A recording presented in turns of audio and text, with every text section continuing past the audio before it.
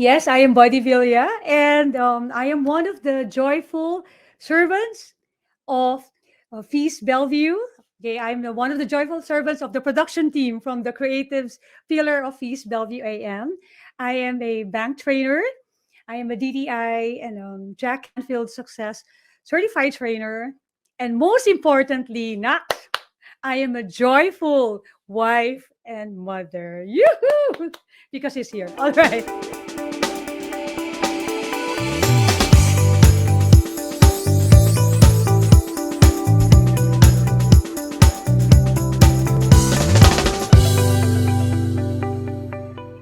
I really learned so many things now from last week's joyful FeastCon, and I have listed here, my 5 top key takeaways. The first one is, say thank you. We all want to live a happier life, right? Of course, you would. No? So let me tell you a secret to attaining happiness. Be thankful. One of the best things that happened, all right, during the pandemic to me is that I am now able to do a lot of things, no, from the comforts of my home. And that is like one of the things that I am really thankful for. The pandemic cannot stop us from being joyful and thankful. Brother Aruna Sislale likewise practiced being thankful for everything. Remember that when they were about to close the master class session with a prayer, their screen suddenly went out, which is a sign that their signal or their internet access was cut. And a few seconds passed while the production staff were scrambling to remedy the situation when just suddenly their faces popped up back on screen. And instead of ranting about the interruption, these sweet godness, the couple, greeted everyone again and proclaimed their thanks and joy for the very short interruption. The master class ended with a joyful high note because they were still thankful despite of the short interruption. Moreover, according to Father Joel Hasson, we can even enjoy a double portion of God's joy. This year's theme made me realize that we can double the fun. It is not only being joyful about the things we have or have experienced, it is also about the things that we do not have and have not experienced. Like for most of us, no, we're very joyful and thankful that we don't have, we're free from COVID 19, right? But also to some who were able to surpass the COVID 19. So let's all say thank you. Come on, can you please type it in the meeting chat? Right, say thank you. All right. Number 2, right? Enjoy every moment of our lives. Every minute, every second of the day, enjoy it. Brother John Escoto had said during the feast one, enjoy the now. Live in the present moment. But of course, like Master Uguay of the movie Kung Fu Panda had said, yesterday is history, tomorrow is a mystery, and today is a gift. That's why they call it the present. So focus on living and enjoying the present moment. Once this moment has passed, you can never get it back. Would you rather spend that moment enjoying it or regretting it? While enjoying every moment, be reminded that we should be comfortable with doing nothing. And this is like such a big struggle for me. To all those who know me, you know that I'm hyper, I'm energetic and all, right? So for me, doing nothing is actually sitting down in a quiet place and meditating. Meditation helps me to relish the presence of God in everything around me. In the silence of meditation, we can hear God's voice and listen to God's message to you. Brother John's words remind us that our work is in being and not doing. So enjoy the moment. All right, I want you to type it in again. Enjoy the moment. All right. Number 3, the rule of 5. After the FeastCon, what's the next step and how will I apply everything that I have learned? Now, I had read somewhere that if you would go every day to a very large tree and take 5 swings at it with a very sharp axe, eventually, no matter how large the tree is, no, it would come down. Coming out of FeastCon, I asked myself, what was I supposed to do, to imbibe everything and apply everything that I had learned in the conference? And it is like really overwhelming for me. What eased my mind, though, was to practice the rule of 5. I just need to think of 5 things or 5 actions or 5 steps that I should do every day to bring me closer to my goal. So think about it. What you might accomplish if we were to do just 5 things every day for the next few days, few months, or years until we accomplish our goals or our dreams. And of course, like this reminds me of the talk of Brother Arun, SRA, your small repeated actions. So for example, if you want to be a writer, try writing 5 pages a day. By accomplishing that task, you will soon have 1,825 pages after 1 year.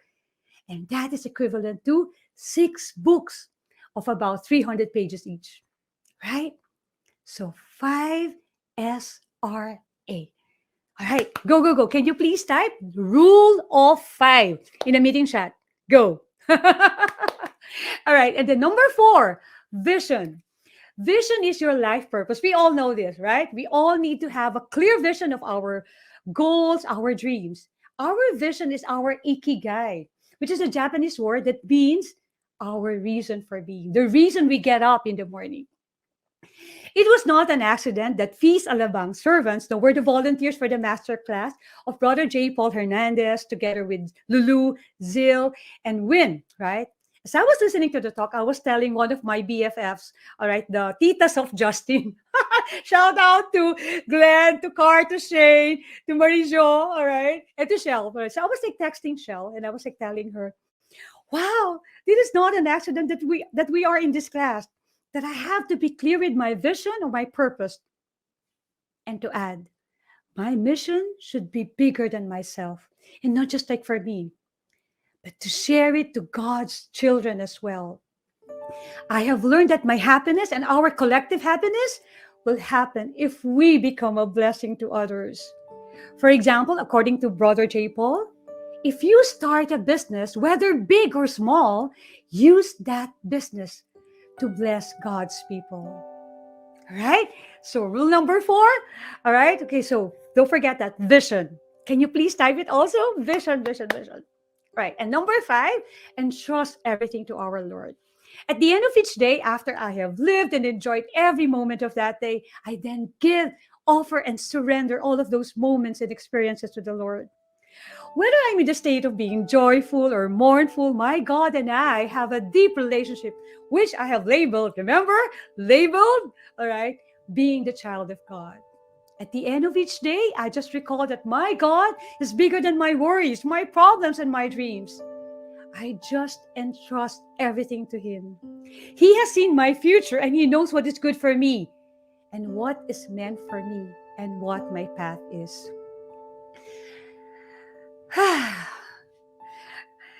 Let me end my sharing, with this story. All right. Remember the story of, I don't know whether you know him, for the kids out there, Sylvester Stallone. No, to the very young kids, you just go to Netflix and they type Rocky, Rambo, or Expendables. Sylvester Stallone was born poor. He was so poor that he was born on some school steps. And as a young man, he only had one dream, and that was to be an actor. It was hard for him because he had a speech defect. No, he has slur, right? In his auditions, no one wanted him. No one wanted to get him as an actor. But there's like one time, it was like he's like very persistent with his dream. So he would stay in the office of one of the directors, day in and day out, day in and day every day. All right, day in, all right, and day out. And then what will happen is that, the director will tell him, what will make you leave the room, right? Because I'm not going to give you a job. But then he said, I want to be an actor. So he stayed. He gave him a job, but that is only one time. And then after that, you know what? He said, okay, if I'm not going to be a writer, then an actor, then I can be a writer. So he wrote the script, and he was like inspired with the movie of Ali, the fight of Ali and Chuck. So he wrote it for 3 days, and then he started offering it to different movie outfits. Nobody wanted it until finally one movie outfit said, okay, fine, I will get that script. And we will pay you $35,000. And we will pay you $75,000. In one condition, that you will not be the actor. Sylvester said, no, I should be the actor in that movie. So he walked away. What I want you to know that during that time, Sylvester was like really poor. He has no money. He had to sell his dog, for $50 in order for him to eat. So he walked away in that opportunity. Then again, the movie outlet came again and offered him a higher amount, and he said no because they don't want to get him as the actor. From 75,000, the offer was increased to $1 million. Kukunin ka namin, Sylvester. Kukunin namin yung script mo, but you will not be the actor. And he still said no. Ako dapat ang bida. So he walked away. Then finally, the production outfit said again, okay, fine, we will get you. We will offer you $35,000. Fine, you will be the actor. And he said yes. You know what? Brothers and sisters, that movie, I don't know whether you know it, that movie is Rocky, which earned $171 million and won 10 Academy Awards, including Best Actor and Best Picture. What I'm saying is that we can achieve anything if we are really committed in our dreams, our purpose. And what FeastCon, Joyful, made me realize is that my dream, my purpose, no matter how hard, especially during the pandemic, is not just like for me, but for others. When I look back at all that I have done, and I realize that my true source of joy is not in the gaining, but in the giving. As long as I am clear with my purpose, my vision, my dream, my emotional why, well, eventually, if I know my emotional why, the how, the who, the what will follow. I have realized that I will reach my emotional why if I serve. And serve is say thank you, enjoy every moment, rule of 5, vision, purpose, and entrust in the Lord. And my brothers and sisters, let us not just serve, but serve it forward. Thank you, everyone.